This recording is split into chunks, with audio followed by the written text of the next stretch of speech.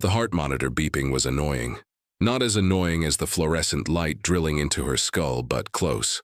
Sloane Vega opened her eyes and immediately regretted it. Everything hurt. Her head throbbed like it had been used as a bass drum at a metal concert, and her left arm was trapped in a splint that seemed designed by someone who despised human comfort. Finally, a nurse rushed in, her badge identifying her as Patricia. "Mrs. Thorne, you're awake. I'll get your husband right away." Sloane blinked. Once, twice, 3 times. "Sorry, did you say husband?" Patricia was already gone. Sloane looked around the hospital room like the walls might reveal some elaborate TV prank. She was in Seattle. That much she remembered. She'd come for a job interview at Cascade Tech. She'd crossed the street near Pike Place Market. And then, nothing. A blur of screeching brakes and spinning sky. The door opened again. The man who walked in looked like he'd stepped off a Forbes cover, and not a happy addition. Charcoal gray suit perfectly tailored, dark brown hair slicked back with surgical precision, and a facial expression that suggested he considered smiling a waste of productive time. His eyes were an icy blue that probably made CFOs tremble during budget meetings. "You're awake," he said, his deep voice carrying all the emotion of someone commenting on the weather. "Good." The doctors were concerned. Sloane stared at him. "Who the heck are you?" He stopped halfway to the bed, a microscopic crease appearing between his eyebrows, probably his equivalent of a complete emotional breakdown. "Beckett Thorne," he said, as if that explained everything. When she continued staring at him like he'd grown a second head, he sighed. "Your husband, apparently." "Apparently?" Sloane tried to sit up, groaning when her ribs protested. "Listen here, Mr. Human Refrigerator. I'd remember marrying someone. Especially someone who looks like he was raised by corporate wolves." A muscle jumped in his jaw. "Progress."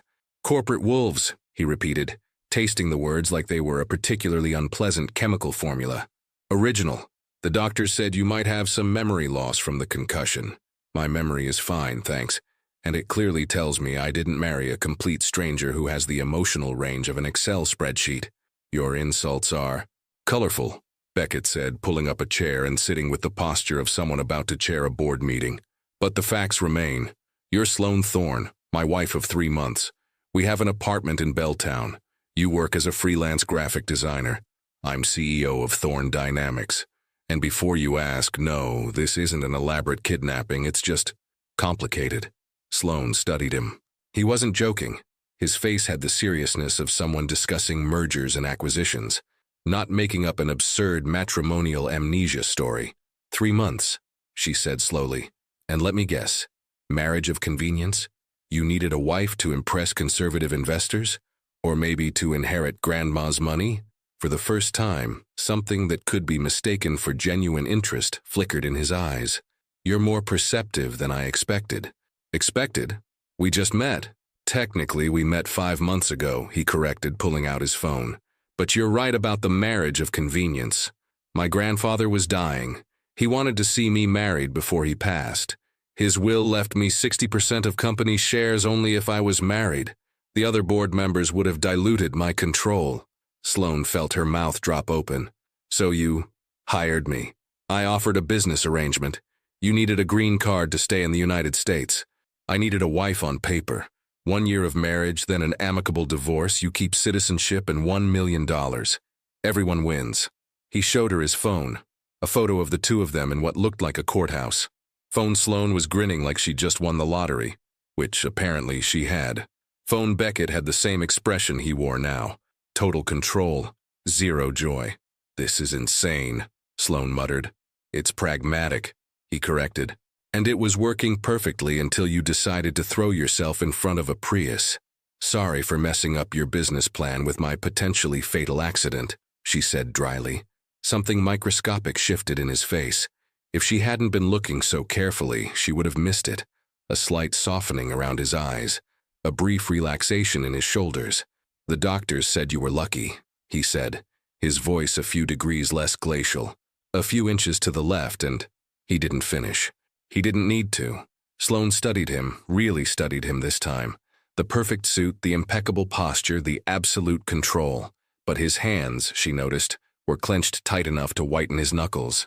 "You were worried," she said, surprised. "You're an important asset to my succession plan," he said quickly. too quickly. Right. Sloane smiled slightly. An asset. That's practically how Shakespeare would describe it. Shakespeare usually ended his plays with everyone dead. You've read Shakespeare? I've read everything, he said, standing. The nurse said you'll be discharged tomorrow. I've prepared the guest room at the apartment. You'll have complete privacy to recover. He was at the door when Sloane called out, "Beckett?" He stopped, half-turned. What was I like before the accident, the Sloane you hired?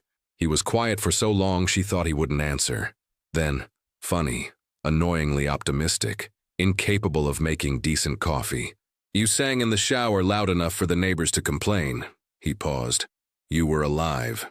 Before she could process that, he left, the door clicking shut with finality. Sloane fell back into the pillows, staring at the ceiling. Married. To a billionaire CEO who was emotionally constipated. In a fake marriage she couldn't remember agreeing to. In Seattle, a city where she apparently lived now. Well, she murmured to the empty room. At least it's not boring. Her phone, which someone had left on the bedside table, buzzed. A message from a number saved as, "Your charming husband." She clearly had a sense of humor. The hospital Wi-Fi password is Cardiac 2023. Figured you'd need it. Your laptop is in the closet. B. Sloane looked at the message, then at the door, then back at the message. 3 months. She had 3 months of lost memories with this man. A man who quoted Shakespeare, worried despite pretending indifference, and apparently knew her well enough to know she'd need Wi-Fi before she needed anything else. This is going to be interesting, she said to no one in particular. From the hallway, she could swear she heard the sound of footsteps stopping, hesitating, then continuing. Yes, Sloane thought, a smile tugging at her lips despite the headache. Definitely interesting. The penthouse was ridiculous. That was Sloane's first thought as Beckett unlocked the door and gestured for her to enter ahead of him. Her second thought was that somewhere, in the 3 months she couldn't remember, she'd apparently developed excellent taste, or married someone who had. Floor-to-ceiling windows overlooked Elliott Bay, the afternoon sun turning the water into liquid gold. The living room was all clean lines and expensive minimalism. Charcoal sectional, glass coffee table, abstract art that probably cost more than a car. Everything looked like it belonged in an architectural magazine. Everything except the lime green throw pillow shaped like a taco.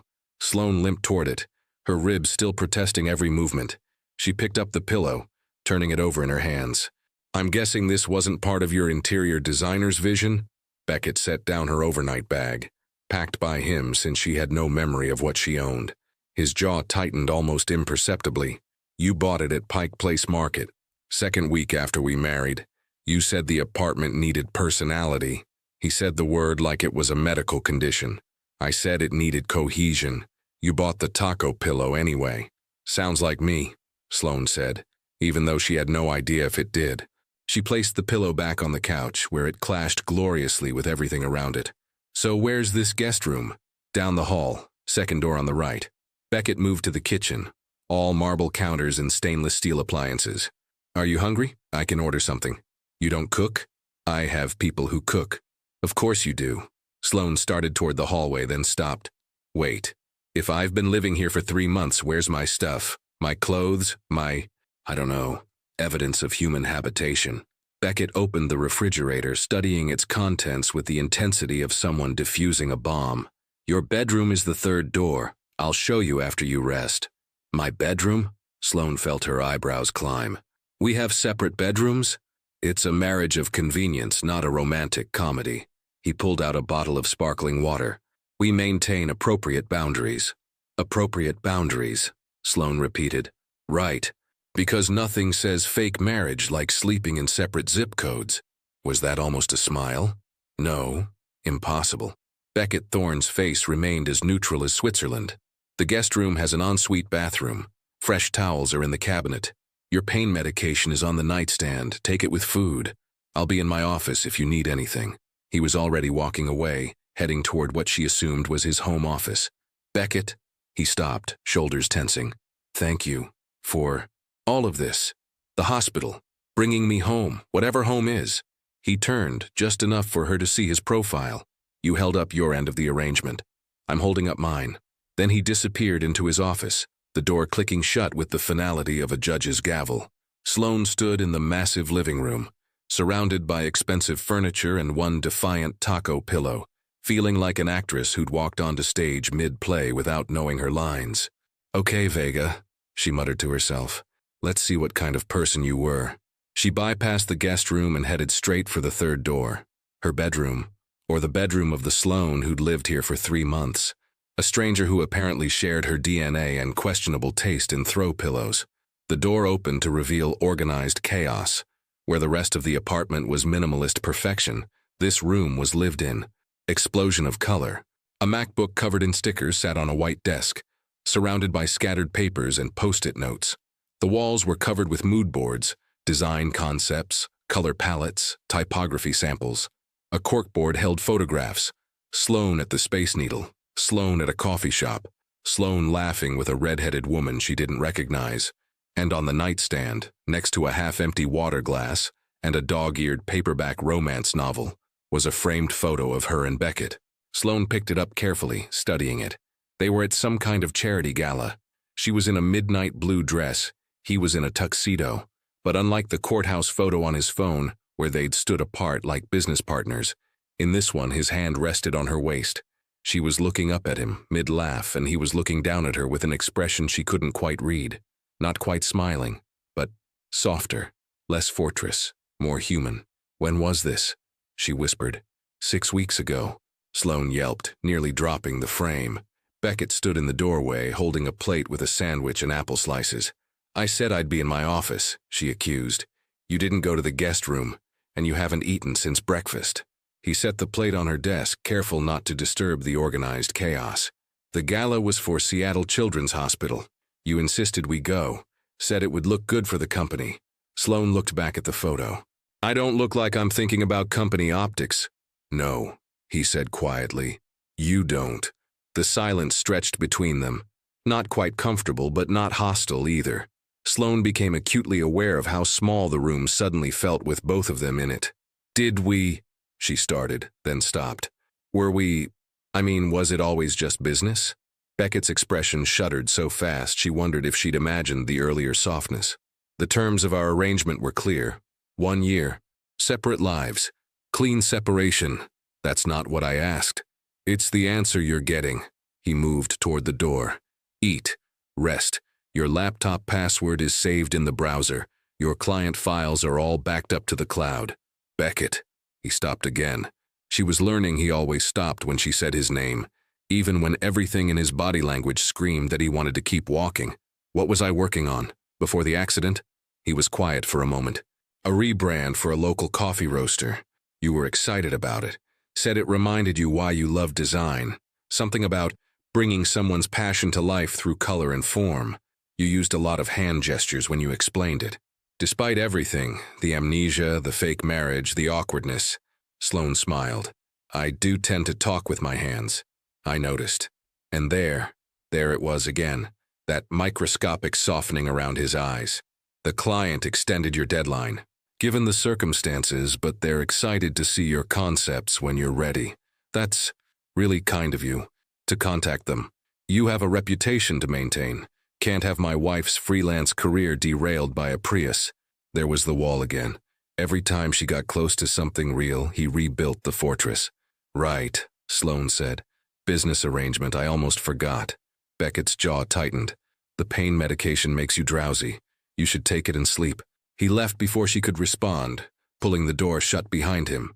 Sloane sank onto the bed, her bed in a room she decorated, in an apartment she shared with a man who kept every emotion locked behind steel doors, except for those brief, flickering moments when the fortress walls cracked.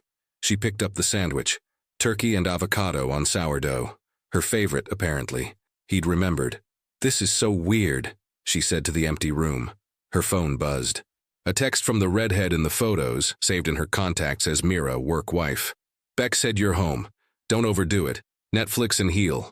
I'll bring Thai food tomorrow and fill you in on all the gossip you missed. Love you, babe. Beck." Her best friend called him Beck. How many people got to call the Ice King of Seattle by a nickname? Sloane texted back. "Can't wait. I have about 1,000,000 questions, starting with, who are you? Sorry, amnesia is awkward." The response was immediate. "OMG, you really don't remember me? Okay, this is amazing and terrible. I'm your best friend. We met at design school. I'm a photographer. I introduced you to Beck. You're welcome. I'm sorry. And I know all your secrets. See you tomorrow. Sloane smiled at her phone. At least someone in her life used emojis like a normal person. She ate the sandwich, because he was right. The pain medication did say, "Take with food," and booted up her laptop. The password manager autofilled everything. She found her design files, her client correspondence, her calendar full of meetings and deadlines and appointments at the courthouse, immigration meetings, lawyer consultations, evidence of a fake marriage, carefully documented. But then she found another folder, hidden in her documents, password protected. She tried several combinations before landing on one that worked. Taco Pillow 2024. Inside were photos, lots of photos. Her and Beckett at the apartment, him looking annoyed while she took a selfie. Her and Beckett at a farmer's market, him carrying bags while she laughed. Her and Beckett on the couch, that ridiculous taco pillow between them, both of them looking at something on his laptop, his face almost relaxed. And a video file, dated 3 weeks ago. Sloane hesitated, her cursor hovering over it. Did she want to see this? See herself in a life she couldn't remember? She clicked play. The video opened on her face. Past Sloane was clearly holding the phone in selfie mode. She was in pajamas, hair in a messy bun, grinning at the camera.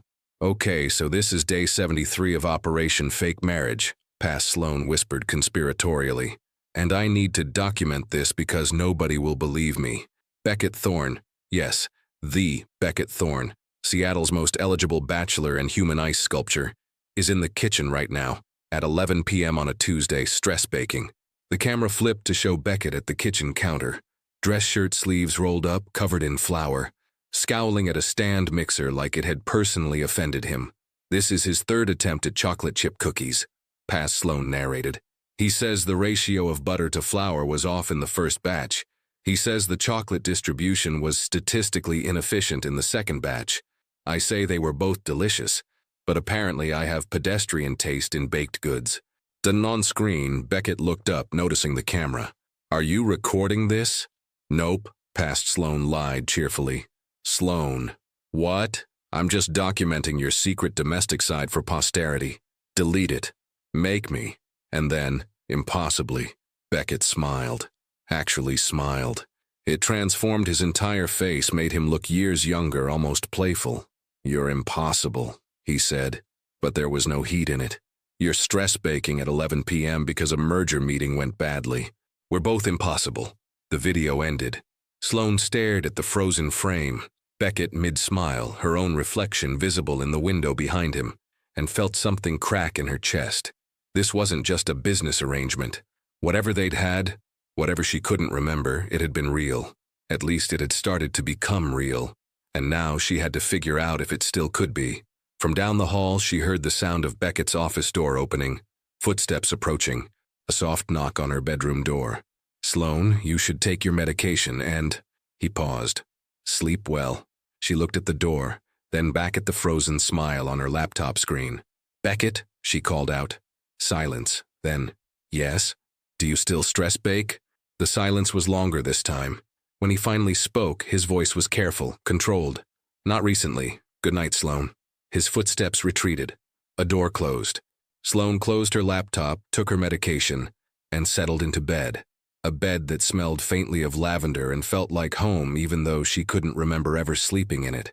Outside her window, Seattle's lights twinkled like earthbound stars.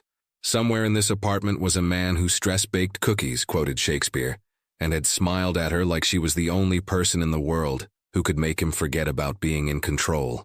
And somewhere in her missing 3 months was the story of how they'd gotten from a business arrangement to chocolate chip cookies at midnight. Sloane smiled into her pillow. Operation, remember, she whispered to the darkness. Starting tomorrow. Sloane woke to the smell of coffee and the sound of someone singing off-key in her kitchen. She shuffled out of her bedroom, ribs still aching but manageable, to find a woman with flame-red hair and approximately 17 freckles dancing around the kitchen island while setting out Thai food containers. She was wearing ripped jeans, a vintage Nirvana t-shirt, and the kind of confidence that suggested she'd been here many times before. You must be Mira, Sloane said. The woman spun around, green eyes going wide. You really don't remember me.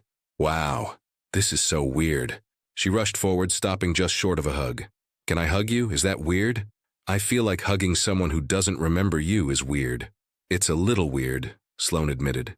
But I apparently lived here for 3 months, married a stranger and can't remember any of it. So weird is relative at this point. Fair. Mira grinned, dimples appearing.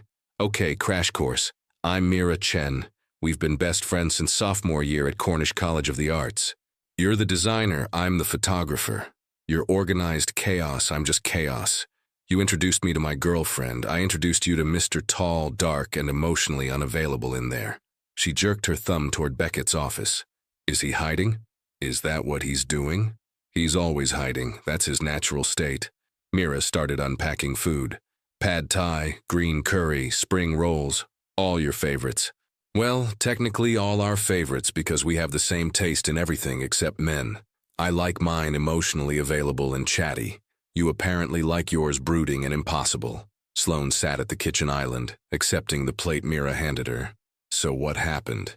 Between us, me and Beckett, I mean. The arrangement was supposed to be business only, right? Mira snorted. Oh, honey, sit down. Actually, you are sitting. Okay, eat and let me tell you about the 3 most entertaining months of my life. This should be good. It's better than good. It's Netflix-level drama. Mira settled onto the stool next to her, stealing a spring roll. So 5 months ago, you met Beckett at a charity auction I dragged you to. You were bidding on a photography package. That you donated? Obviously. Support your local artist friends. Anyway, Beckett outbid you. You got annoyed. You called him oligarch adjacent to his face. Sloane choked on her pad thai. I did what? You were tipsy and apparently fearless. Most people are terrified of Beckett Thorne. You just weren't. Mira's eyes sparkled with the memory. He was fascinated, asked for your number, you gave him your business card and told him you don't date men who think money solves everything. But I married him. We'll get there. Be patient. Mira continued, clearly enjoying herself. So a week later he called. Said he had a business proposition. You almost hung up on him. You thought it was some rich guy trying to hire you as arm candy. But then he explained the grandfather situation, the will, the company shares. Very honest, very straightforward. And I said yes? Not immediately. You made him sweat for 3 days. You had conditions, separate bedrooms, no expectations of actual wifely duties. His words, not yours, very Victorian of him, and complete transparency about the arrangement, plus the green card and the money, obviously. Sloane set down her fork. So what changed? The video I found, we looked like we were actually friends, maybe more. Mira's expression softened. Yeah, that's where it gets complicated. She pulled out her phone, scrolling through photos. First week you were both weirdly formal, like roommates who'd just met. You stayed in your room, he stayed in his office. Very civilized, very boring. She showed Sloane a photo of her and Beckett sitting on opposite ends of the couch, both on laptops, a good 3 feet of space between them. Then week 2, you decided the apartment was too depressing. You bought plants. So many plants. He kept moving them because they obstructed sight lines, and you kept moving them back. It became this weird passive-aggressive war. Another photo. Sloane arranging a fiddle leaf fig. Beckett in the background, arms crossed, looking like someone had murdered his spreadsheets. Week 3, his grandfather died. The funeral was hard. You went with him even though technically you didn't have to. You held his hand during the service. He actually cried, like I saw it happen. I was there taking photos for the family. After that, something shifted. The next photo made Sloane's breath catch. It was her and Beckett leaving the funeral, her hand clasped in his head bent toward hers. His face was devastated in a way that made her chest ache. He loved his grandfather, Sloane said quietly. Yeah, and his grandfather loved him, wanted him to be happy, not just successful. That's why the marriage clause, I think. He hoped Beckett would find something real. Mira's voice went gentle. After the funeral, you guys started actually talking. He told you about his parents. They died in a car accident when he was 12. His grandfather raised him, taught him everything about business, but not much about, being human. That's heartbreaking, right? And you, being you, Decided it was your personal mission to teach him how to be a person again. You started small, made him watch movies, dragged him to Pike Place Market. That's where the taco pillow came from. You bought it specifically to annoy him, and he kept it specifically because it made you laugh. Sloane smiled despite herself. That does sound like something I'd do. Week 5, you had your first real fight. He worked through 3 meals in a row, and you unplugged his computer and told him he was cosplaying as a robot. He said you were unnecessarily dramatic. You said he was emotionally constipated. He didn't speak to you for 6 hours. What happened after 6 hours? Mira grinned. He stress-baked, made an entire batch of cookies from scratch, brought them to your room and said, and I quote, "Your assessment of my emotional state may have some merit. These are an apology." He apologized with cookies. He apologized with cookies. The man who never apologizes to anyone. And you ate one and said they were statistically perfect. Sloane laughed, then winced as her ribs protested. Okay, that's actually really sweet. It gets sweeter. Week 7, you got food poisoning from some sketchy street tacos. You were miserable. He stayed home from work. Work, Sloane. The man who once took a conference call during a fire drill and took care of you. Made soup, brought you ginger ale, watched trashy reality TV with you because you said it was the only thing that didn't make you want to die. He watched reality TV. He watched 3 seasons of The Bachelor and provided color commentary on the participants' poor decision-making skills. It was the best day of my life when you told me about it. Sloane tried to picture Beckett Thorne, CEO of Thorne Dynamics, watching rose ceremonies and providing commentary. It seemed impossible. And yet, what about the gala? She asked. The photo in my room? Mira's expression turned knowing. Ah, the gala. Week 9. You wore this incredible midnight blue dress. I helped you pick it out. Beckett saw you in it and literally stopped mid-sentence. Just stared. I've never seen him lose his composure like that. She pulled up another photo. Sloane in the dress adjusting her earring. Beckett in the background, frozen, looking at her like she'd rearranged his entire universe. At the gala, he didn't leave your side. Danced with you, and the man does not dance, Sloane, like ever. Introduced you as his wife with this weird pride in his voice.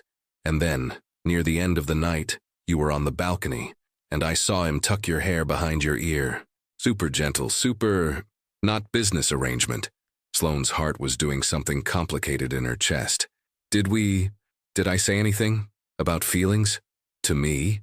You said you were confused, that it was supposed to be simple and clean, but he kept doing things like remembering you don't like cilantro and downloading your favorite podcast, and leaving sticky notes with terrible jokes on your design sketches. You said it felt real, even though you both knew it wasn't supposed to be. What about him? Did he say anything? Mira hesitated. Not directly, but I saw the way he looked at you when you weren't watching, like you were this puzzle he couldn't solve. Or like, she paused, like he was scared. Scared of what? Of wanting something he couldn't control, of feeling something that wasn't in the contract. The office door opened. Both women turned to see Beckett emerge, dressed in another impeccable suit, briefcase in hand. He stopped when he saw Mira, his expression shifting through several micro-emotions before settling on neutral politeness. Mira, good to see you. Beck, still alive and emotionally repressed, I see. Nice work. His jaw tightened. I have a meeting downtown. Sloane, your physical therapy appointment is at 3. I've arranged for a car. I can take her, Mira interrupted. We're catching up anyway. I prefer to ensure. Beckett, Sloane said quietly. I'll be fine. Mira's here. I have your number if I need anything. He looked at her, something unreadable flickering across his face. Your pain medication is on my nightstand. I know. You told me. Twice. Right. He shifted his briefcase to his other hand. I'll be back by 7. There's money in the kitchen drawer for takeout if you don't want to cook. Not that you... He stopped himself. I'll see you tonight. He was at the door when Mira called out, Hey, Beck. She found the cookie video. Beckett froze. Completely, utterly froze.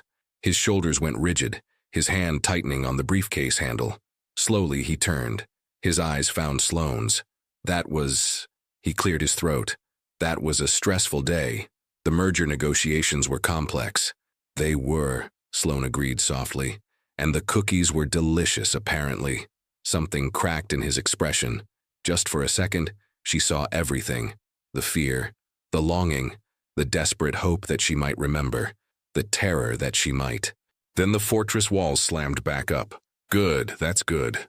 He opened the door. I'll see you tonight. He left, the door closing with a soft click. Mira whistled low. Girl, that man is so far gone for you it's actually painful to watch. Sloane stared at the closed door. He said it was just business. He's lying. To you, to himself, to the universe. That man is emotionally compromised and absolutely terrified about it. Mira grabbed another spring roll. Question is, what are you going to do about it? I don't know. I can't remember what I felt, what we were. So figure out what you feel now. Fresh start, clean slate. Do you like him? Sloane thought about the stress baking, the taco pillow, the way he'd made sure her laptop was charged and her password saved, the way he'd stayed at the hospital, hands clenched with worry, the way he'd looked at her in that frozen video frame, open, unguarded, human. Yeah, she said quietly. I think I do. Mira grinned. Then operation. Make the Ice King melt is officially in session. And lucky for you, I have 3 months of intel on exactly what makes Beckett Thorne lose his mind over you. Why do I feel like this is going to be chaos? Because you know me. Mira raised her Thai iced tea in a toast. To amnesia, fake marriages, and making emotionally constipated CEOs admit they have feelings. This is going to be fun. Sloane clinked her water glass against Mira's tea. Outside the penthouse windows, Seattle gleamed in the afternoon sun. Somewhere downtown, Beckett Thorne was probably in a conference room, pretending he was fine, pretending the last 3 months hadn't changed everything, pretending he didn't care that his wife didn't remember falling for him. But Sloane was starting to remember something more important. She was apparently very good at making impossible men possible. And she had a feeling past Sloane had left her plenty of clues on how to do it. Okay, she said to Mira. Tell me everything, every detail, every moment. I want to know exactly what we were before the accident. Mira's smile was positively wicked. Oh, this is going to be better than reality TV. Better than reality TV, Sloane agreed. And somewhere in downtown Seattle, Beckett Thorne definitely sneezed. Physical therapy was torture. The therapist, a cheerful woman named Kendra who looked like she could bench press a car, had put Sloane through a series of exercises that made her ribs scream in protest. But Mira had stayed for the whole appointment, distracting her with increasingly ridiculous stories about their college days. And by the end, Sloane's side hurt less, and she'd learned that past Sloane had once accidentally set a toaster on fire trying to make Pop-Tarts. You were very dramatic about it, Mira said as they rode back to the penthouse. Called the fire department. They showed up and it was literally just smoke. The firefighters were very nice about it, though. One of them gave you his number. Did I call him? You put it on the fridge with a magnet that said for emergencies only. Beckett asked if you were planning another Pop-Tart incident. You said maybe. He bought you a fire extinguisher the next day. Sloane laughed, then groaned. Don't make me laugh. My ribs hate me enough already. Sorry, but see, you were already doing the thing. What thing? The thing where you do chaotic stuff and he responds by trying to protect you from yourself while pretending he doesn't care. It's your dynamic. It's adorable and infuriating. Back at the apartment, Mira made her promise to rest, gave her a hug that was surprisingly gentle given her earlier chaos energy, and left with a final instruction. Do something unexpected tonight. Keep him off balance. That's when his walls crack. Now Sloane stood in the kitchen, staring at the contents of the refrigerator like they might reveal the secrets of the universe. It was 5:30. Beckett would be home at 7. She could order takeout like he'd suggested. That would be the safe, sensible choice. Or, she pulled out her phone and opened the video folder again, scrolled past the cookie video to another one, dated 2 weeks ago, clicked play. Past Sloane was in the kitchen, attempting to cook something. Beckett was sitting at the island, laptop open but clearly not working, watching her with barely concealed amusement. You're supposed to dice the onions, not massacre them, he said. I am dicing them. Aggressively. You're creating onion carnage. It's called rustic, it's a style. It's called you don't know how to use a knife. Past Sloane pointed the knife at the camera. Wait, who was filming? Oh, it was propped on the counter. I'm making you dinner because you worked 14 hours yesterday and forgot to eat lunch? Again, So you can either accept my rustic onions with gratitude, or make your own food. A pause, then, thank you for making dinner. You're welcome. Past Sloane grinned at the camera. He's learning. I heard that. You were supposed to. The video ended with the sound of both of them laughing. Sloane looked back at the refrigerator. There were chicken breasts, vegetables, pasta. How hard could it be? Extremely hard, as it turned out. By 6:45, the kitchen looked like a crime scene. She'd managed to burn garlic. How did you burn garlic? Oversalt the pasta water and create some kind of sauce that had the consistency of library paste. The chicken was, well, it was cooked. Probably. The smoke alarm had only gone off once, which she considered a victory. She was wearing one of Beckett's dress shirts, found in the laundry room, button-down, sleeves rolled up, because she'd managed to splatter herself with tomato sauce. Her hair was in a messy bun.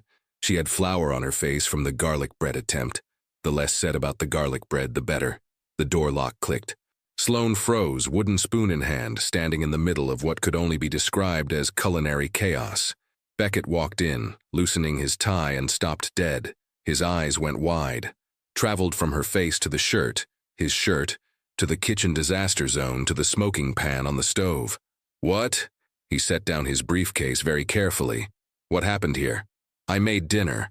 Sloane gestured with the spoon, flinging a small amount of questionable sauce onto the counter.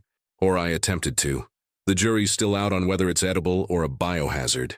Beckett moved into the kitchen, his expression cycling through confusion, concern, and something that might have been panic. You're supposed to be resting. The doctor said light activity. Cooking is light activity. This isn't cooking. This is... He looked around, apparently searching for words. This is a disaster movie starring pasta. It's rustic, Sloane said, channeling past Sloane from the video. It's a style. His eyes snapped to hers, sharp and suddenly intense. You watched another video. It wasn't a question. Maybe, she admitted. Mira said I used to cook, or try to. I wanted to see if it felt familiar. And does it? His voice had gone careful, controlled. The cooking? No, absolutely not. I have no muscle memory for any of this. She gestured at the disaster. But making you dinner because you work too hard and forget to eat? That felt right. Something flickered across his face. Too fast to catch, but it was there. He moved closer, reaching past her to turn off the smoking pan. His arm brushed hers. He smelled like expensive cologne and coffee and something uniquely him. You're wearing my shirt, he said quietly. I got sauce on mine. This was in the laundry room. I can change if... Don't. The word came out rougher than he probably intended. He cleared his throat. It's fine. It's fine. They stood there, barely a foot apart, the disaster kitchen around them, tension thick enough to cut with her poorly wielded knife. I should order takeout, Beckett said, but he didn't move away. Probably. Sloane agreed, but she didn't move either. The pasta is definitely overcooked. The chicken might be rubber. The sauce has an interesting texture. I think interesting is generous. His lips twitched. Almost a smile. You tried. I failed spectacularly. You failed spectacularly in my shirt while attempting to feed me. He paused. That's not nothing. Sloane's heart was doing something complicated again. Beckett? In the video, we were laughing. We looked happy. Were we? Before the accident? His jaw tightened. The almost smile vanished. Sloane, I'm not asking you to feel anything you don't feel. I just want to know what we were, what I was to you. Because everyone keeps telling me it was real, but you keep saying it was business, and I can't figure out which story is true. He was quiet for so long she thought he wouldn't answer. His hand came up. For a moment she thought he might touch her face, but he redirected at the last second to grip the counter beside her. It was supposed to be simple, he said finally. A transaction. Clean. Professional. And then you bought a taco pillow and declared war on my interior decorator. You made me watch terrible movies and explained the plot points I could clearly follow. You left post-it notes on my laptop with bad puns. He stopped, something raw entering his voice. You made everything complicated. Is that a bad thing? I don't know. He looked at her then, really looked at her, and his eyes were stormy. You nearly died, Sloane. That Prius hit you, and I got the call and His hand tightened on the counter. I realized that somewhere in 3 months the arrangement stopped being an arrangement, and that terrified me. Still terrifies me. Why? Because everyone I love leaves. My parents, my grandfather, everyone. And you were supposed to leave too. Clean, planned, a year from now. But then you didn't leave. You stayed, and you were alive and funny and impossibly stubborn, and I started hoping for things I have no business hoping for. Sloane's breath caught. What kind of things? Things that aren't in the contract. He pushed away from the counter, creating distance. The fortress walls rebuilding in real time. This isn't fair to you. You don't remember. You don't remember what we... You don't remember, and I'm standing here acting like you owe me something when you don't owe me anything. Beckett, I'll order Chinese. You like the Kung Pao chicken from Dragon Palace. Extra spicy. I'll be in my office. He was already walking away, retreating. I don't want you to hide in your office, Sloane called after him. He stopped at the doorway, didn't turn around. I can't remember the last 3 months, she continued. I can't remember falling for you or whatever happened between us. But I'm here now. I'm standing in your kitchen in your shirt having destroyed your cookware, and I don't want you to hide. What do you want? His voice was barely above a whisper. Have dinner with me. Out here, not in your office. Just be here. The silence stretched. Then, slowly, he turned. His face was carefully neutral, but his eyes gave him away. They were full of want and fear and desperate hope. Okay, he said. I'll order the food, but I'm throwing out whatever you made. It's a safety hazard. Fair. And you need to change. That shirt is... He stopped himself. Is what? Distracting. He pulled out his phone. Already dialing. Very distracting. Sloane smiled. I'll keep that in mind. She headed toward her bedroom but paused at the doorway. Beckett was standing in the disaster kitchen, phone to his ear, ordering dinner. He looked tired, worried, human, and when he thought she wasn't looking anymore, he picked up the wooden spoon she'd been using and smiled, actually smiled at the sauce residue. Then he caught her watching. The smile vanished. He pointed at her bedroom. Change. Now. Bossy. Practical. Control freak. Guilty. But there was no heat in it. Almost like they'd had this argument before. Many times. Sloane changed into her own clothes, soft joggers and a t-shirt, but she kept thinking about his face when he'd seen her in his shirt, the way his voice had gone rough, the way he'd admitted, finally, that it hadn't been just business. When she came back out, he was setting the island with plates and chopsticks. The disaster had been cleaned up. He'd even saved the taco pillow from a stray splash of sauce. Food will be here in 20 minutes, he said. I also ordered egg rolls. You like those? Thank you. They stood on opposite sides of the island, a table between them, miles of emotional distance, and yet somehow less space than before. Mira told me about your grandfather, Sloane said quietly. About the funeral. I'm sorry. His hand stilled on the chopsticks. You held my hand. During the service. You didn't have to, but you did. I'd do it again, if you needed me to. He looked up at her, and this time he didn't hide what he was feeling. I know, that's what scares me most. The doorbell rang. Food delivery. Beckett went to get it, and Sloane stood in the kitchen, in the apartment they shared, surrounded by evidence of a life she couldn't remember but was starting to want anyway. When he came back with bags of Chinese food, she made a decision. Beckett, after dinner, can we watch a movie? He paused in the middle of unpacking containers. A movie. You said I used to make you watch terrible movies. I want to see if I still have bad taste. Your taste was aggressively pedestrian. Then you'll suffer through it like apparently you did before. He was quiet for a moment. Then, what movie? Your choice. Surprise me. Something like hope crossed his face. Fragile. Tentative. Okay, but I'm picking something with actual cinematography. Your usual selections were crimes against film. Deal. They ate Chinese food at the kitchen island. He told her about his meeting, a merger negotiation with a tech startup. She told him about physical therapy and Mira's college stories. It was easy, comfortable, like they'd done this 100 times before, because they had. After dinner, they migrated to the couch. He put on some architectural documentary that was actually interesting. She tucked her feet under her, the taco pillow behind her back. He sat on the other end of the sectional, maintaining proper distance, but his eyes kept drifting to her. Halfway through, her pain medication kicked in, making her drowsy. You should go to bed. Beckett said, noticing. In a minute. This is fascinating. I had no idea buildings could be this dramatic. You're falling asleep. I'm resting my eyes. It's different. He made a sound that might have been a laugh. You said the same thing 2 weeks ago. You fell asleep on my shoulder during a documentary about urban planning. Sloane's eyes opened. I did?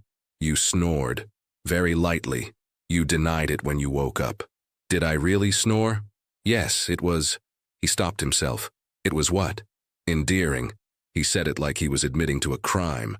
Everything about you is endearing, and it's extremely inconvenient. Sloane smiled, too tired to hide it. You think I'm endearing.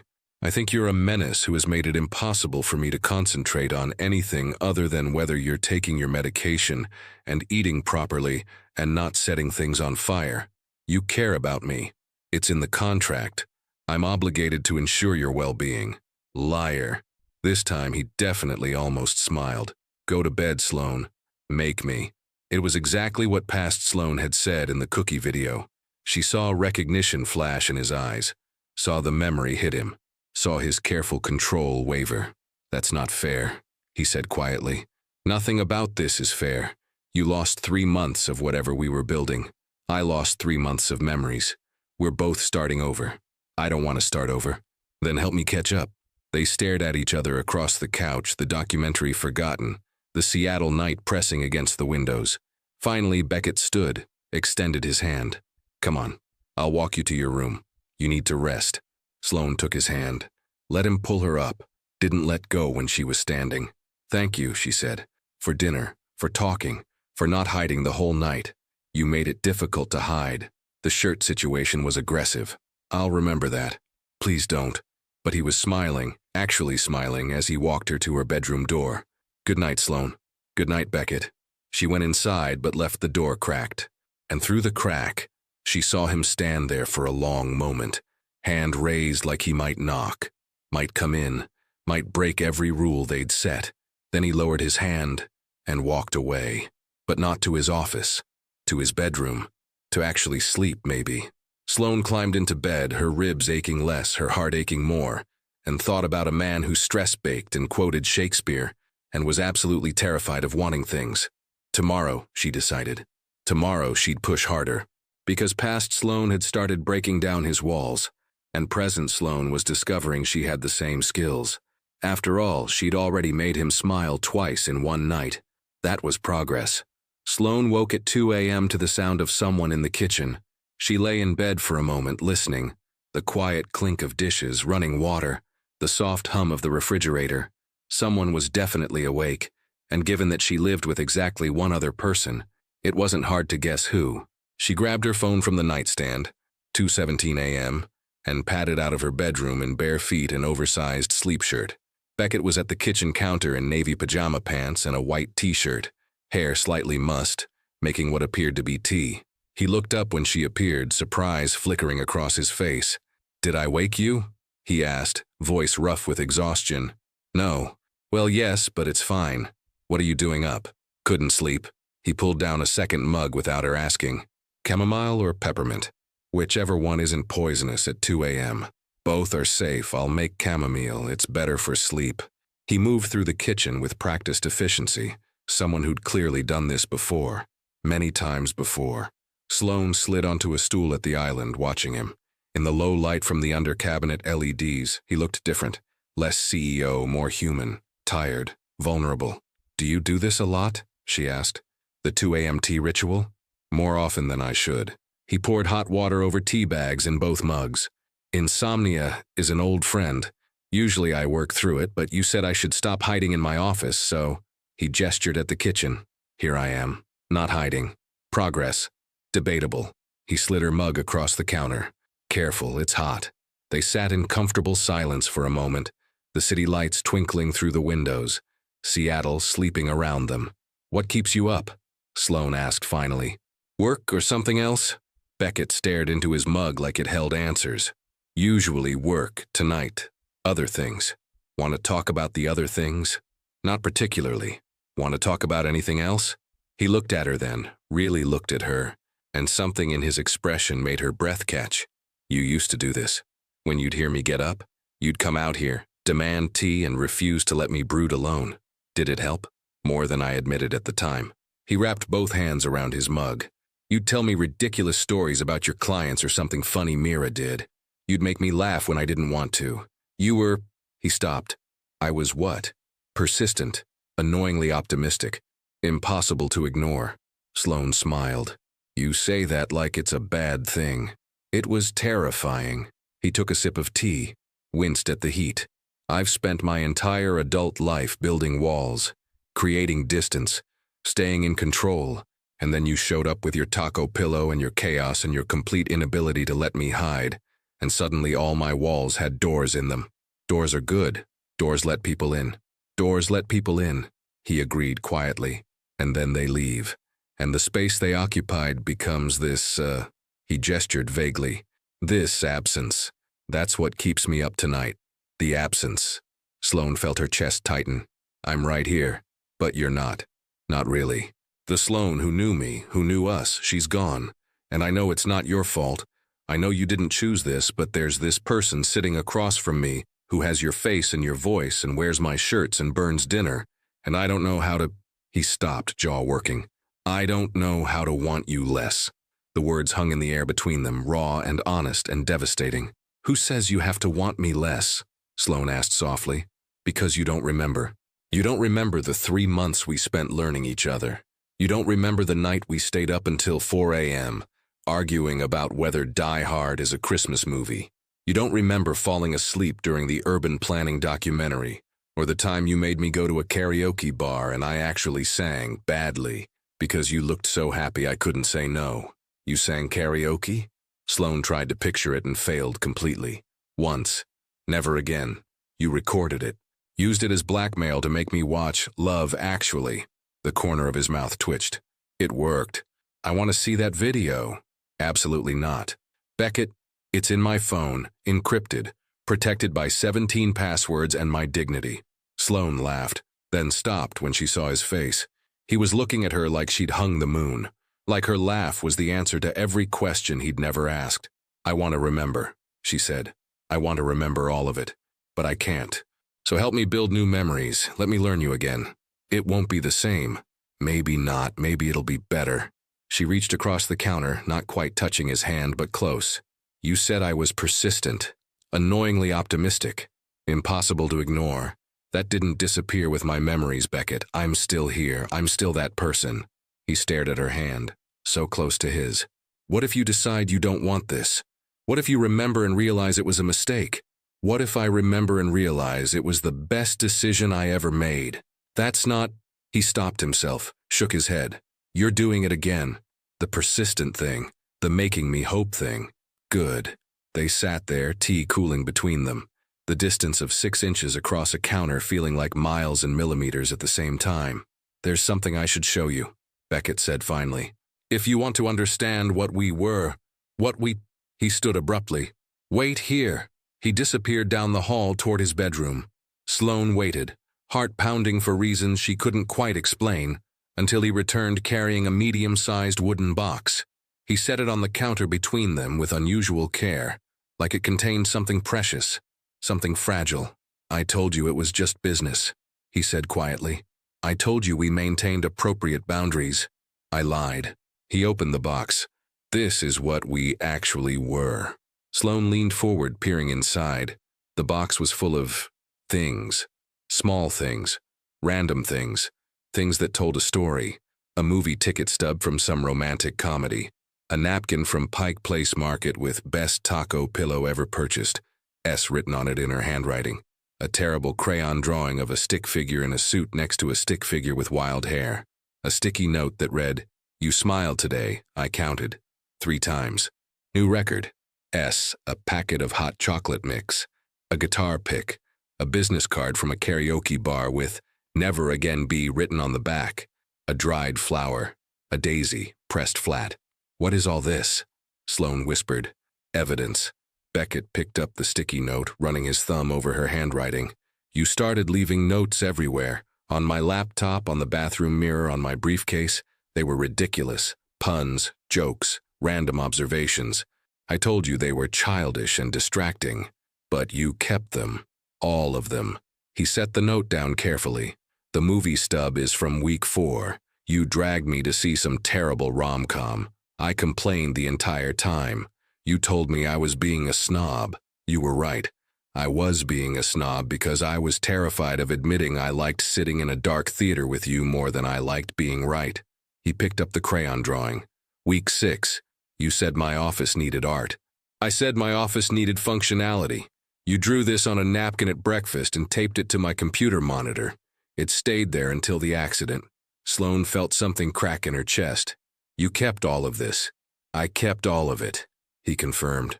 The hot chocolate is from the night you had food poisoning. You said it was the only thing that sounded good. I bought 12 boxes because I didn't know which brand you'd like. You chose this one. Said it tasted like childhood.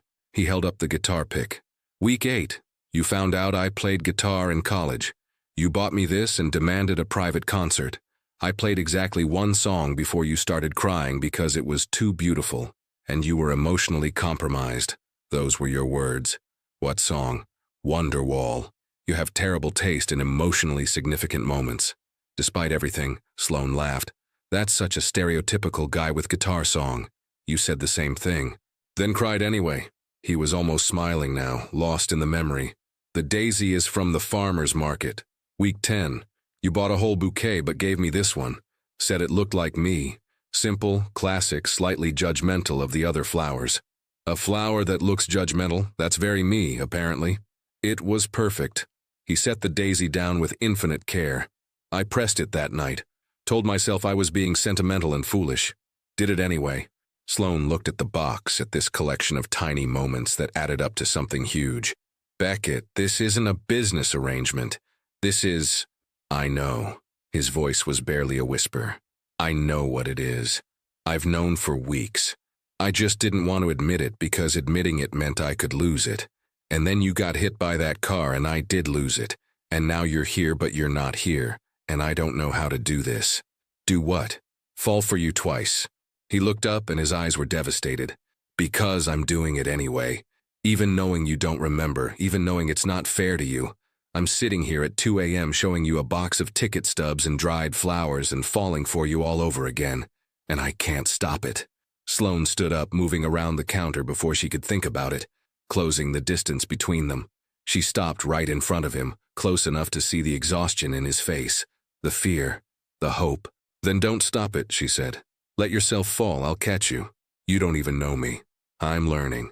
And from what I've learned so far, you stress bake, you keep terrible karaoke secrets, you quote Shakespeare, you save ticket stubs and dried flowers and every ridiculous note I've ever written you.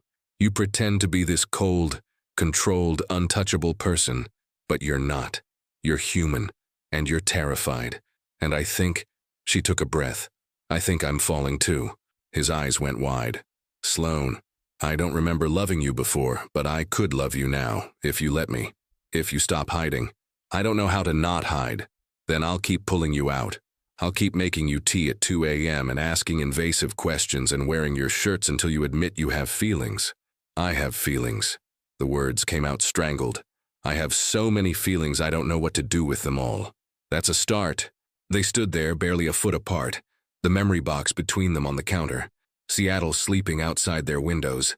Sloane could see the moment he made a decision, saw his careful control slip, saw him take the smallest step toward her.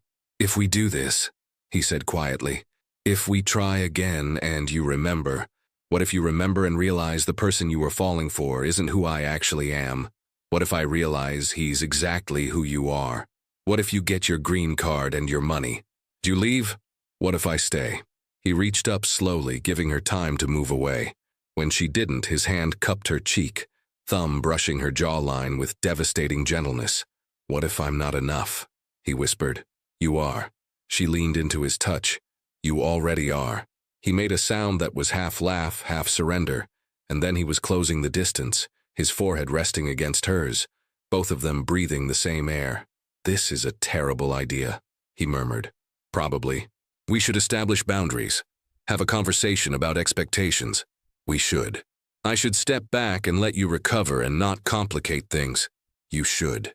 I really want to kiss you. That's not appropriate boundary setting. I know, but he didn't move away. Neither did she. They stood there, suspended in the moment, the almost kiss hanging between them like a question neither was quite ready to answer. Then Sloane's phone buzzed on the counter, shattering the moment. They both jumped apart like guilty teenagers. The text was from Mira. "Can't sleep thinking about you two. Have you kissed yet? If not, why not? He's obviously crazy about you. Make a move." Sloane showed Beckett the text. He read it, expression cycling through several emotions before landing on something that might have been amusement. "She has terrible timing," he said. "She has perfect timing. We were about to do something that would require a lot of processing, and probably several conversations about feelings. I hate conversations about feelings. I know, but you're going to have them anyway." Sloane stepped back, creating safe distance.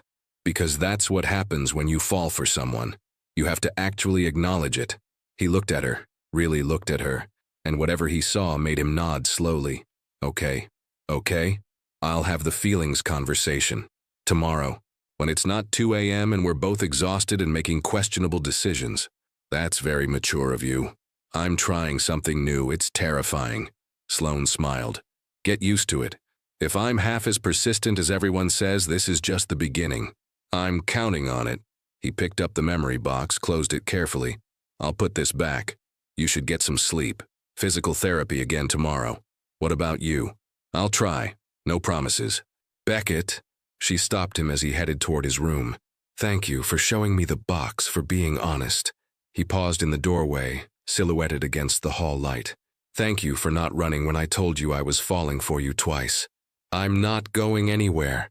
"I'm beginning to believe that." He disappeared into his room, taking the memory box with him. Sloane stood in the kitchen, heart racing, brain spinning, body still tingling from the almost kiss. She picked up her phone and texted Mira back. "Almost, we almost kissed, it was intense. Details tomorrow, go to sleep." Mira's response was immediate. "Almost. Girl, finish what you started." Sloane laughed quietly and headed back to her bedroom. But before she went inside, she looked down the hall toward Beckett's closed door. Behind that door was a man who kept dried flowers and ticket stubs. A man who was falling for her twice. A man who was terrified and trying anyway. Tomorrow they'd have the feelings conversation. Tomorrow they'd figure out what came next. But tonight, at 2:47 a.m. in a penthouse in Seattle, two people who were supposed to be in a fake marriage had just admitted it was real. And that changed everything. Morning came too fast and not fast enough. Sloane woke to sunlight streaming through her windows and the smell of coffee. Real coffee. Not the instant stuff she'd apparently been making before the accident. She checked her phone. 8:47 a.m. And a text from Beckett sent 20 minutes ago. "Made coffee. Actual coffee, not your usual crimes against caffeine. There are bagels. We should talk. B." Her stomach did something complicated. The feelings conversation. Right. They were doing this. She got ready faster than strictly necessary, changing into jeans and a soft sweater, pulling her hair into a ponytail. In the mirror, she looked nervous, excited, terrified. "You can do this," she told her reflection. "You made him admit he's falling for you twice. You almost kissed him at 2 a.m. You can have one conversation about feelings." Her reflection did not look convinced. In the kitchen, Beckett was at the counter with his laptop, but he closed it the moment she appeared. He was wearing dark jeans and a charcoal Henley, casual for him, and his hair was still slightly damp from the shower. He looked like he'd slept about as well as she had, which was to say, not at all. "Morning," she said. "Morning." He pushed a mug of coffee toward her. "2 sugars, splash of cream, that's how you take it. You remember." "I remember everything." He said it simply, like it was obvious. Like, of course, he'd memorized how she took her coffee. Sloane wrapped her hands around the mug, breathing in the steam, buying herself a moment. "So, we're doing this. The talking thing. We're doing the talking thing." He leaned against the counter, arms crossed. Defensive posture, but his face was open. "Trying. I've been awake since 5 thinking about what to say.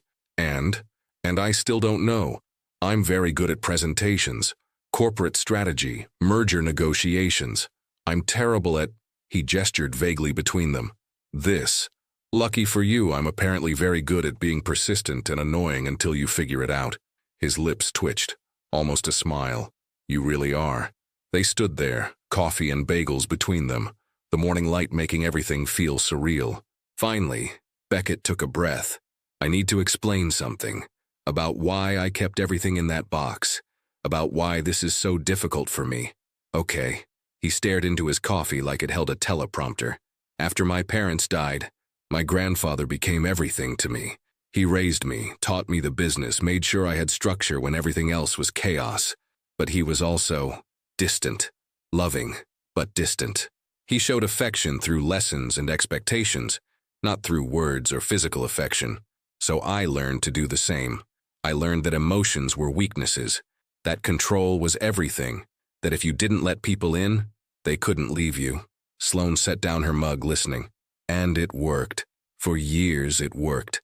I built a company, made smart decisions, kept everyone at exactly the right distance. And then my grandfather got sick, and there was the will, and I needed a wife, and I thought, he laughed, but there was no humor in it. I thought I could control this too. A business arrangement. Clean. Simple. No messy emotions. But then I showed up with my taco pillow. But then you showed up with your taco pillow. He agreed softly. And you didn't care that I was distant.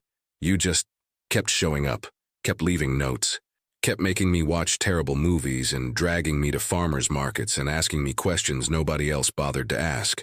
You wanted to know me, not CEO Beckett Thorne, just me. And that was scary, terrifying, because the more you got to know me, the more I wanted you to stay. And the contract said 1 year. The contract said you'd leave. And I realized I didn't want you to leave, but I didn't know how to ask you to stay without admitting I'd broken every rule we'd set. He finally looked up, meeting her eyes. That night before your accident, the night before you lost your memory, we had dinner. You made pasta. It was terrible. We laughed about it. And then we were doing dishes, and you were telling me about some design project, and you had flour in your hair from the garlic bread attempt, and I knew I was in love with you. I knew the contract didn't matter anymore. I knew I had to tell you. Sloane's breath caught. What happened? I was going to tell you the next morning. I had it all planned. I was going to make you breakfast, actual edible breakfast, and tell you that I wanted to renegotiate our arrangement. Not fake marriage, real relationship, real everything. His voice went rough. And then I got the call about the accident, and suddenly you were in the hospital. And then you woke up and you didn't remember me, didn't remember us, and I thought I'd lost my chance. Beckett, let me finish, please. He set down his coffee, ran a hand through his hair. These past few days, watching you try to piece together who you were, who we were, it's been torture. Because I want to help, but I don't want to force anything. I don't want you to feel obligated to feel things you don't feel. But then you wear my shirt and make disaster pasta and ask me about feelings at 2 a.m. And I realize you're doing it again. You're breaking down my walls. You're making me hope. And I don't know if I can survive losing you twice. The kitchen was silent except for the quiet hum of the refrigerator and the distant sounds of the city waking up outside. Sloane took a breath. Can I talk now? Please. First, you're not going to lose me. I know you don't believe that yet, but it's true. I'm not going anywhere. She moved around the counter, closing the distance between them. Second, I don't remember falling in love with you before, but I'm falling for you now. The you who keeps memory boxes and stress bakes and makes sure my coffee is perfect. The you who quotes Shakespeare and watches terrible movies and saved every ridiculous note I ever wrote. Sloane, I'm not done. Third, you said you were going to tell me you wanted something real. So I'm telling you I want something real too. Not because of what we had before, because of what we could have now. Fresh start, clean slate. Same people, new memories. Beckett stared at her like she'd just rewritten his entire reality. You want to start over? I want to start for real. No contract, no arrangement, no green card motivations or company shares, just us. Two people who apparently can't stop falling for each other even when one of them has amnesia. That's insane. You keep saying things are insane. Maybe we're just insane together. We probably are. He reached out, hesitant, and tucked a strand of hair behind her ear, the same gesture Mira had described from the gala. What about the green card? The money? The original arrangement? Keep it. I don't care. I'll figure out the green card another way if I have to. The money was never why She stopped. Why I fell for you the first time, apparently. And it's definitely not why I'm falling for you now. This is a terrible business decision. Good thing this isn't business. He cupped her face with both hands, thumbs brushing her cheekbones, his eyes searching hers like he was memorizing every detail. If we do this, if we start over for real, I need you to know something. What? I'm going to be terrible at it. I'm going to overthink everything and try to control things I can't control, and probably hide in my office when emotions get too intense. I'm going to be difficult and stubborn and emotionally constipated, as you so eloquently put it. I know. And I'm going to fall in love with you again completely, probably faster than is reasonable or appropriate. I'm counting on it. Sloane, I'm serious. If we do this, I'm all in. No halfway, no holding back. And that terrifies me because I don't know how to do this, but I want to try anyway. She smiled, rising on her toes to close the last few inches between them. Then try, fall, be terrified, be all in. I'll be right here catching you, remember? You promise? I promise. Even when I'm difficult? Especially when you're difficult. Even when I stress bake at midnight and wake you up? I'll just demand cookies as payment. Even when I quote Shakespeare at inappropriate moments? I'll quote it back, badly, with the wrong attributions. He laughed, actually laughed, full and genuine and beautiful, and then he was kissing her. Not an almost kiss this time. The real thing. His lips were soft and sure, his hands cradling her face like she was something precious, and Sloane felt every wall she hadn't even known she'd built come crashing down. This wasn't the kiss of strangers. This was the kiss of two people who'd been circling each other for months, fighting it, denying it, and finally, giving in. When they broke apart, both breathing hard, Beckett rested his forehead against hers. I've wanted to do that for 3 months, he murmured. Did you? Before the accident? No, I was too much of a coward. I kept finding reasons to wait. Perfect timing, right moment, more time to plan what to say. He pulled back just enough to look at her. Turns out there's no perfect timing. There's just now. Then what are we waiting for? Absolutely nothing. He kissed her again, and this time it was different, deeper, more urgent, like he was making up for lost time. Sloane's hands found his shoulders, his chest, tangling in his shirt as she pulled him closer. His hands slid to her waist, holding her like he'd never let go. They broke apart again, both flushed and grinning like idiots. So, Sloane said, slightly breathless, does this mean we're dating, like actually dating? I believe that's the term for two people who are romantically involved, yes. You're going to have to work on your romantic vocabulary. I'll add it to the list of things I'm terrible at but trying anyway. Good. She kissed him again, quick and sweet. What else is on that list? Public displays of affection. Talking about feelings without having a minor panic attack. Watching romantic comedies without critiquing their poor narrative structure. We'll work on all of those. I'm sure you'll be very persistent about it. You know me so well. I do. His expression softened. And I'm going to keep learning you. Every day. Every version of you. Past, present, and future. Sloane felt her chest tighten with something that felt suspiciously like love. That might be the most romantic thing anyone's ever said to me. Don't get used to it. My romantic quotient is extremely limited. Liar, you kept a dried daisy for 2 months. That was different. That was... He stopped, caught. That was me being hopelessly in love with someone who didn't know it yet. And now? Now she knows. And I'm still hopelessly in love. But at least I can kiss her about it. You should do that more often. Kiss you? Yes. I can arrange that. He proved his point immediately, kissing her until they were both laughing and breathless, and the coffee was cold, and the bagels were forgotten. When they finally came up for air, Sloane's phone buzzed. Multiple times, insistently. She pulled it out to find 17 texts from Mira, each more caps lock than the last. Well, did you talk? Did you kiss? Sloane Marie Vega, if you don't answer me. I'm calling. I'm coming over. Never mind, I see Beck's car is still there. Which means you're both home. Which means you better be talking or kissing, preferably both. I need updates. This is urgent. I'm your best friend. You owe me details. I introduced you to. You're welcome, BTW. Sloane showed the texts to Beckett. He read them, expressions cycling from amused to resigned. Should we tell her? He asked. If we don't, she'll break down the door. Valid point. He took the phone, typed out a response and showed it to Sloane before sending, "We talked. We kissed. It's real. You were right about everything. Don't say I told you so." B. Using Sloane's phone because mine is in my office and I'm otherwise occupied. Mira's response was instantaneous. "I told you so. Also, finally. Also, I'm crying. Also, I'm coming over with champagne. Also, I want all the details. See you in 20. Beckett handed back the phone. "She's going to want the full story. Are you prepared for that level of enthusiasm?" "Absolutely not, but I'm trying new things, remember?" "You are." Sloane kissed him again because she could, because he was hers, because they were real. "Okay, we have 20 minutes before Mira arrives. What should we do?" "I have several suggestions. All of them involving kissing. 90% of them, yes." "I like the way you think, Mr. Thorne. It's the first good idea I've had in weeks, Ms. Vega." He pulled her close again. "Actually, no. The first good idea I had was asking you to marry me, even if it was supposed to be fake. And the second good idea? Falling in love with you. Twice. That's pretty good. I have my moments." They kissed again and would have kept kissing except Sloane's ribs protested and she had to pull back with a wince. "Still healing," she reminded him. "Right. Sorry.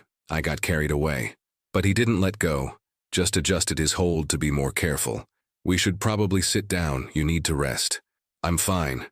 You're injured. And I'm trying this new thing where I take care of people I love without pretending it's just contractual obligation. You love me." "I love you," he confirmed, like it was the simplest truth in the world. "I loved you 3 months ago. I love you now. I'll love you tomorrow when Mira interrogates us about our feelings. I'll love you next week when you inevitably try to cook again and set something on fire. I'll love you." Sloane kissed him to shut him up, which worked perfectly. When she pulled back, she was grinning. "You're kind of a romantic when you let yourself be. It's your fault. You broke my brain with your persistence." "Good." They migrated to the couch, the same couch where they'd watched documentaries and maintained appropriate distance. And this time there was no distance at all. Sloane curled into his side, careful of her ribs, and his arm came around her like it belonged there. "So what happens now?"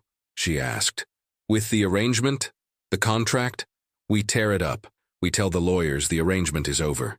You keep the green card sponsorship. I'll make sure of it. The money too, if you want it." "I don't need the money. Take it anyway. Call it back pay for 3 months of dealing with my emotional constipation." She laughed. "You really need to stop using that phrase." "Why?" "It's accurate. It's terrible.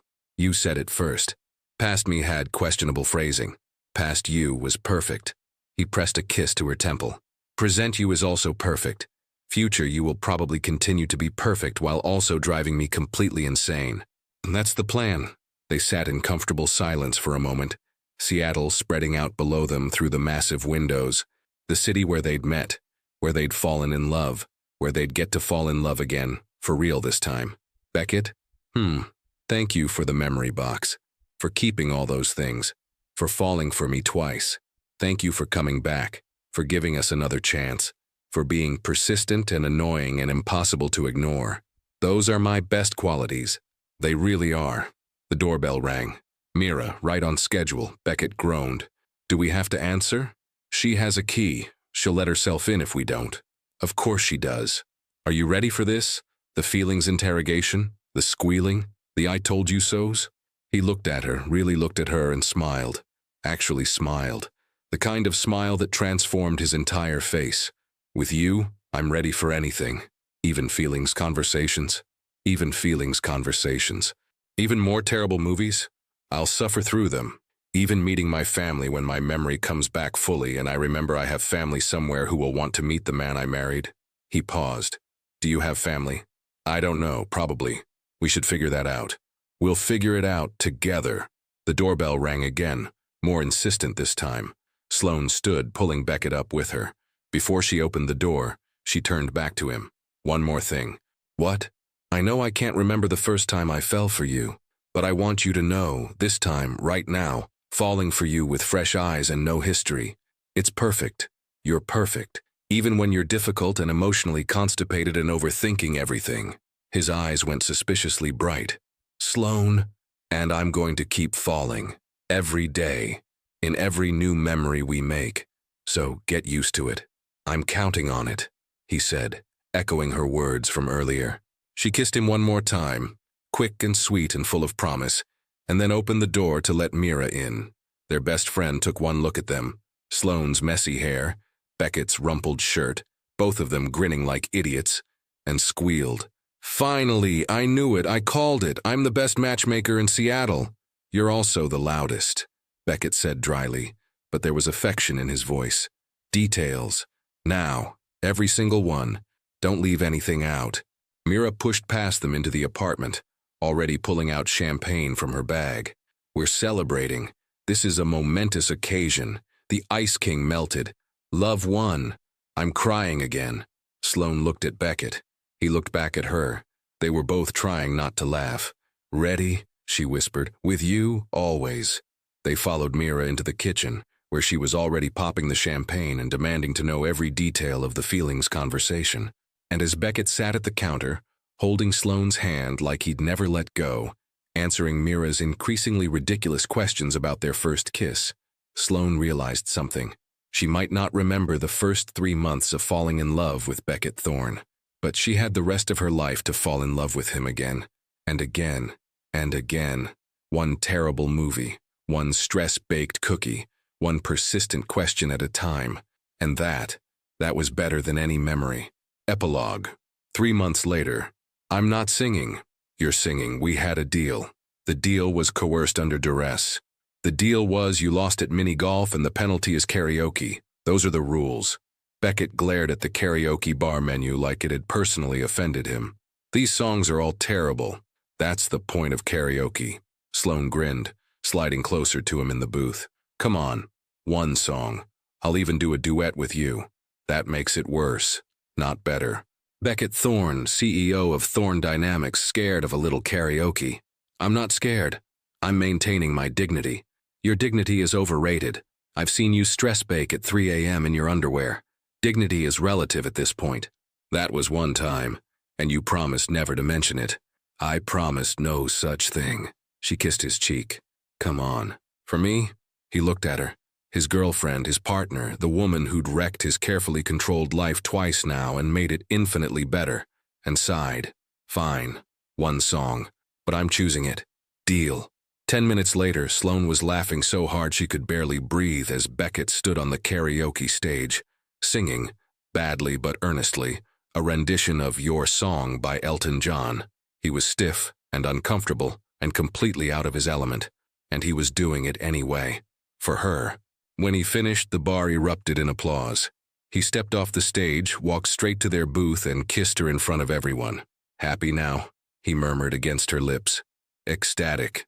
That was perfect. It was objectively terrible. It was perfectly terrible, which makes it perfect. He shook his head, but he was smiling. Actually smiling. The kind of smile that still made her heart do complicated things. I love you, she said. I love you too. He settled back into the booth, pulling her close. Even though you make me do ridiculous things like karaoke and mini-golf and watch movies with zero narrative structure, you like it. I like you. The ridiculous things are just collateral damage. Same thing. Not even remotely the same thing. They argued about it all the way home, which really meant they laughed and kissed and forgot what they were arguing about halfway through. And later, when they were back in the penthouse, curled up on the couch with the taco pillow between them, Beckett pulled out a small box. What's this? Sloane asked. Open it. Inside was a pressed flower. A new one. A sunflower this time. From the farmer's market last week, he explained. You said it looked happy, aggressively optimistic. Like you. Sloane felt tears prick her eyes. You pressed another flower. I'm starting a new collection. New memories. Same tradition. He took her hand. I kept the old memory box, but I'm building a new one. For the second time we fell in love. The real time. Beckett Thorne, are you being romantic on purpose? It's been known to happen. Occasionally. When properly motivated. I motivate you? You motivate everything. She kissed him then, soft and slow, and full of 3 months of new memories, and a lifetime of future ones yet to come. When they broke apart, Sloane held up the sunflower. You know what this means, right? What? You're stuck with me, forever, no contract, no arrangement, just us. That was always the plan. Good. Good. They settled into comfortable silence, the Seattle night glittering outside their windows, the taco pillow between them, the pressed sunflower on the table, and a whole future stretching out ahead. Beckett Thorne had learned to fall in love twice, and he'd do it again, every single day, for the rest of his life. Because some things, some people were worth the risk, worth the fear, worth everything, the end.